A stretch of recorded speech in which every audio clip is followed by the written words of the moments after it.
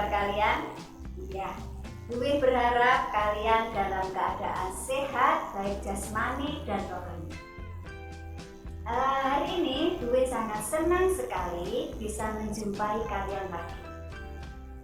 Hari ini kita akan belajar tentang teks cerpen untuk kelas 9.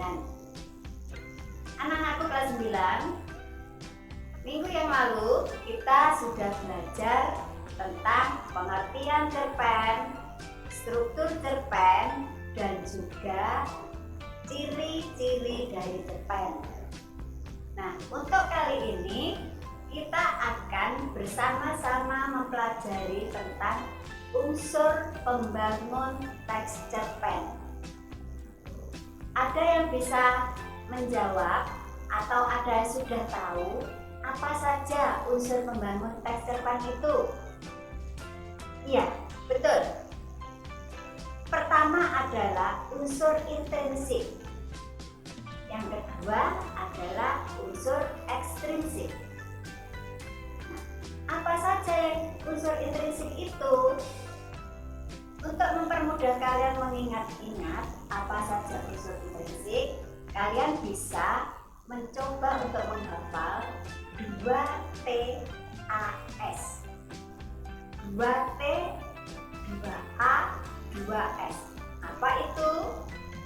Yang pertama, tema. Yang kedua, tokoh dan penokohan. Yang ketiga, alur. Yang keempat adalah amanat. Sedangkan 2S-nya adalah setting dan sudut pandang. Nah, itu anak-anak ya, unsur intrinsiknya. Nah, sekarang kita akan membahas satu persatu. Apa itu tema? Ya, tema adalah ide pokok atau gagasan yang melatar belakangi terbentuknya suatu cerita atau yang melatar belakangi keseluruhan dari suatu cerita. Yang kedua, tokoh dan penokohan. Apa bedanya tokoh dan penokohan, anak-anak? Ya, betul. Tokoh itu adalah pelaku atau pemeran dalam sebuah cerpen atau cerita. Sedangkan penokohan adalah sifat dari tokoh itu sendiri. Nah, penokohan atau tokoh itu terdiri dari 3 bagian. Yang pertama, tokoh antagonis. Yang kedua, tokoh protagonis. Yang ketiga, tokoh tritagonis. Apa itu tokoh antagonis? Ada yang bisa menjelaskan? Betul. Tokoh antagonis itu adalah, kalau kalian biasa menyebutnya, adalah tokoh yang mempunyai sifat jahat. Ya. Kemudian protagonis, kalian terbiasa menyebutnya tokoh yang mempunyai sifat baik. Dan yang ketiga, tritagonis, kalian biasa menyebutnya dengan tokoh penengah antara tokoh antagonis dan protagonis. Sekarang yang ketiga, unsur intrinsik yang berikutnya adalah alur atau biasa disebut dengan plot. Alur adalah rangkaian kronologis suatu peristiwa dalam sebuah cerita. Kalau kalian biasa menyebutnya dengan jalannya cerita, bahasa kalian mengatakan jalannya cerita. Nah, alur sendiri itu terbagi menjadi 3. Yang pertama, alur maju. Kedua, alur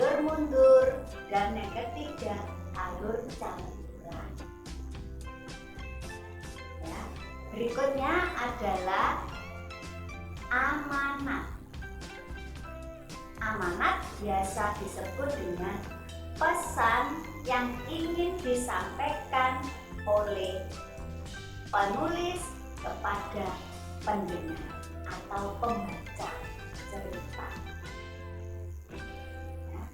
Berikutnya adalah setting atau latar. Setting ada 3. Yang pertama, setting tempat, setting waktu, dan setting suasana.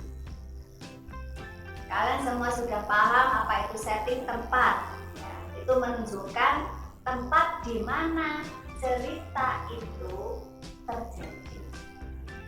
Kemudian setting waktu menunjukkan kapan terjadinya suatu cerita itu, menunjukkan waktunya kapan. Berikutnya setting yang ketiga yaitu suasana.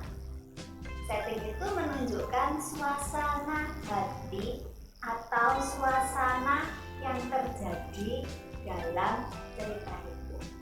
Misalnya suasananya dalam kondisi menakutkan, suasana menyenangkan, sedih.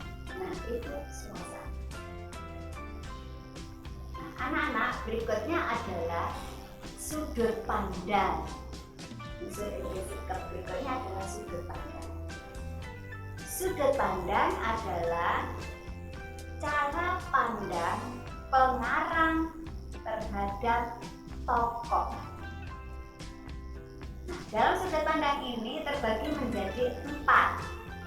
Yang pertama, sudut pandang orang pertama pelaku utama. Kedua, sudut pandang orang pertama pelaku sampingan. Ketiga, sudut pandang orang ketiga serba tahu. Keempat, sudut pandang orang ketiga sebagai pengamat. Nah, apa itu anak-anak orang pertama, sudut pandang orang pertama pelaku utama? Nah, biasanya sudut pandang orang pertama pelaku utama itu disebut dengan tokohnya disebut aku. Jadi di sini pengarang berlaku memposisikan dirinya sebagai aku. Nah, ini adalah tokoh utama biasanya, sering muncul dalam cerita. Kemudian yang kedua, orang pertama pelaku sampingan. Sama-sama aku, namun aku dalam sudut pandang yang kedua ini, tokoh aku ini jarang tampil, jarang disebut. Jadi hanya tokoh sampingan, pelaku sampingan, figuran kalau dalam istilahnya pelaku figuran. Sudut pandang yang ketiga adalah orang ketiga serba tahu. Di sini pengarang memposisikan dirinya tahu tentang orang ketiga yang biasa disebut dengan dia. Bisa mengenal cirinya, bisa mengenal perasaannya, bisa mengetahui tujuannya, dan sebagainya. Jadi pengarang ini serba tahu apa yang dilakukan oleh orang ketiga. Dalam sudut pandang orang ketiga serba tahu ini, tokohnya tidak hanya satu. Dia itu tidak hanya satu, tapi lebih dari satu. Ya, paham anak-anak? Oke. Nah, sekarang berikutnya sudut pandang yang keempat adalah orang ketiga sebagai pengamat. Ini sebenarnya hampir sama dengan orang ketiga serba tahu. Bedanya kalau pada orang ketiga sebagai pengamat, tokoh dia yang disebutkan oleh pengarang itu hanya satu. Kalau tadi orang ketiga serba tahu itu tokoh dianya tidak hanya satu tapi lebih dari satu. Bisa 2, bisa 3. Tapi kalau sudut pandang orang ketiga sebagai pengamat itu tokoh dianya hanya satu, ya. Oke, anak-anakku, itu adalah unsur intrinsiknya. Unsur ekstrinsik itu ada dua. Yang pertama, latar belakang pengarang. Yang kedua, latar belakang masyarakat. Latar belakang pengarang terdiri atas biografi. Ini biografi adalah biografi dari si pengarang.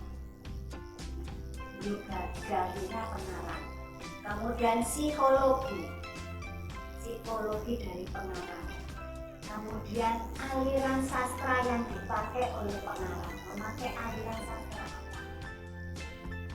Unsur ekstrinsik yang kedua adalah latar belakang masyarakat.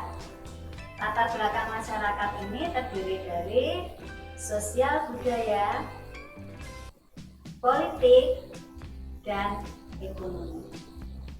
Sosial budaya itu tentang kebudayaan masyarakatnya, ya, tentang kondisi sosialnya itu bagaimana. Kemudian yang kedua adalah ekonomi dari masyarakat. Dia mempunyai ekonomi yang baik atau kurang baik, ekonominya bagus atau tidak bagus. Kemudian berikutnya yang terakhir adalah tentang politik, ya. Jadi latar belakang masyarakat yang ketiga adalah politik. Anak-anak, itulah yang bisa kita pelajari hari ini.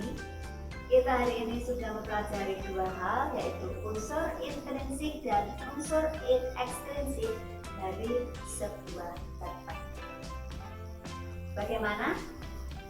Apa kalian sudah paham? Kalau memang kalian masih kurang paham, kalian bisa kembali nanti memutar kembali materi ini dan kalian bisa mempelajarinya. Untuk selanjutnya nanti kalian kerjakan tugas yang biasa kalian lihat atau kalian temukan di Google Classroom kalian masing-masing, ya. Oke, anak-anak. Untuk kali ini Bu Win akhiri sampai di sini. Selamat belajar, sukses untuk kalian. Tetap semangat, jaga kesehatan. Sampai jumpa.